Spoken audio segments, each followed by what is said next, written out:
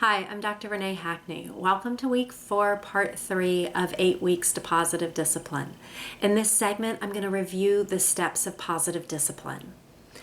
These steps are a framework for parents that help you move through any discipline exchange. There's the foundation steps, which are I messages, empathy, and positive intent. I messages are a way to express your negative emotion, your frustration, your anger as you move into a discipline exchange, but in a more productive way. You're avoiding the you messages. Empathy is validating your child's emotions, recognizing where they are, and helping to calm the situation before you move into the active steps of discipline. Positive intent is giving the benefit of the doubt. It's seeing the good reason behind the bad behavior. It allows your child to take ownership as you move in. Then the active steps of discipline: choices, challenges, and contribution. These are interchangeable steps, and they work by distracting the child into the behavior. Choices give kids some flexibility. They get to have some decision making to get the behavior change started. Challenges is making it a race or making it a game, making it fun in some way. And contribution is giving them a job related to that transition or related to that behavior. Then you've got the end steps, the consequence language. There's natural consequences, what just might happen. There's logical positive and logical negative, those related consequences as an endpoint in the discipline exchange. If you have an outline, we're going to do the parent practice item about your child's in the grocery store, wants to walk, but keeps pulling things off the shelf onto the floor. I would turn off the video and go through and jot down an I message, an empathy, a positive intent, a choice, a challenge, a contribution, a natural consequence, logical negative, logical positive, and then we'll review these steps. If you don't have an outline, you might want to stop now and go to parentingbydrrene.com. Under YouTube outlines, we're on week 4. I'm going to go through the answers now. There are lots of different answers that would be good for these. There's a lot of flexibility here, but I'll give you some of what that might sound like. So your child wants to walk but keeps pulling things off the shelf onto the floor. An I message: I'm frustrated this is taking too long. I'm worried something might break. I'm upset I need people to listen.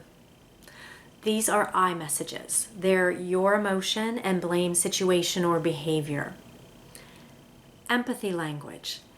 This is how your child's feeling in the moment and at least acknowledging. Sometimes this isn't a necessary piece, but often if the child is feeling emotion, it can be very helpful.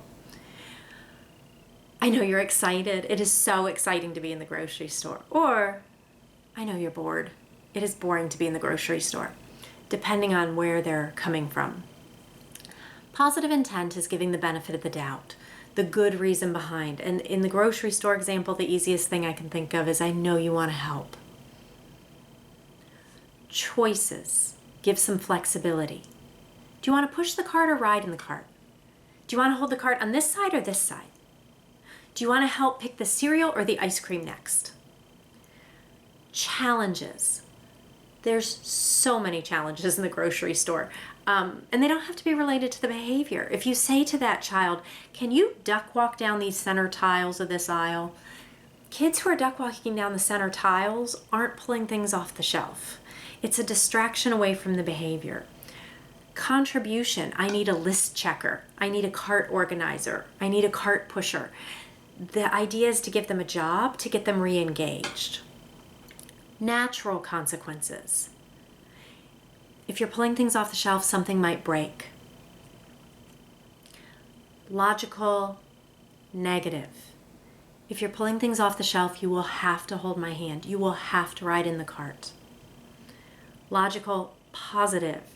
If you can leave things on the shelf, you can walk. You can pick the cereal. You can pick the ice cream. The things related, the good things related, if they can find that wanted behavior. This is a whole lot of language. You're likely not using all of this, but it's picking and choosing as you go what seems to work best for your child given a situation, given the behavior. In my house, it was a lot of empathy and choices. Empathy, everybody's a little dramatic. Choices give people an out. Logical consequence often as the follow-up, something with a bit of structure so they know what to expect and what the expectations are. This language can take a whole lot of practice to learn. If you've been following along, it might be good to go back, start again with week 1, listen through again, do the practice items again, really focus on each step or two for a week. This language can become very natural to you. Good preschool teachers, good elementary school teachers, in and out of this language often in their day. It just takes some focus and some practice to work through. In this segment, I'm going to talk about how all of these steps might work differently, might work backwards for aggressive behaviors. So in general, with these steps of positive discipline, we want you to think forward. iMessage is empathy, positive intent as a starting place. Choices, challenges, contribution, at least one of those before consequence language, with consequences being an end step. When children are aggressive, when they hit someone, kick someone, bite someone, as a parent, I would often start with consequence language first, and then back through some of the other steps. Partly, I want it to get my child's attention, but really, I want them to notice that when they are aggressive, they've crossed a line, and they get a very different response. It's not saying let go of iMessages and empathy and positive intent, but it's okay to start with the consequence language and then work your way back through. So let's say child A hits child B hard. Starting with consequence language, that hurt him, you sit out. That hurt him, play date is over. You're still blaming the that hurt him, you're avoiding those you messages, but you're following up with consequence language first. Then, once consequence served, you're headed home from the play date, they've sat out for a few minutes, back through some of those other steps. I know you were trying to tell him you were angry. I saw you really wanted that toy. That's the empathy, the positive intent. And then laying limit.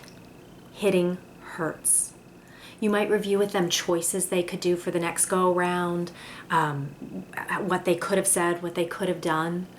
But you start with consequence and move your way back forward. As a parent, I just want it to register to my child that when you actually hurt someone, you get a different response here. It works differently. As a teacher, it really depends on the scenario. It depends on the level of the behavior. It depends on the child and how often this has happened. There are some times where as a preschool teacher, I'm still working forward. I'm coming in and saying, I know you're angry. Wow, you didn't like that. What are 2 things you can say when that happens? Since that happened, I need you to come out of the center. And that's the consequence language there at the end. Or a teacher might come in and go, that hurt him. You are out of that center today. I know you were trying to tell me you were angry. What are 3 things you can, and working backwards. So it's fine to really work in either direction, but I tend with my own, when my kids were little, and they would be aggressive here and there, to work backwards through the process. Thank you.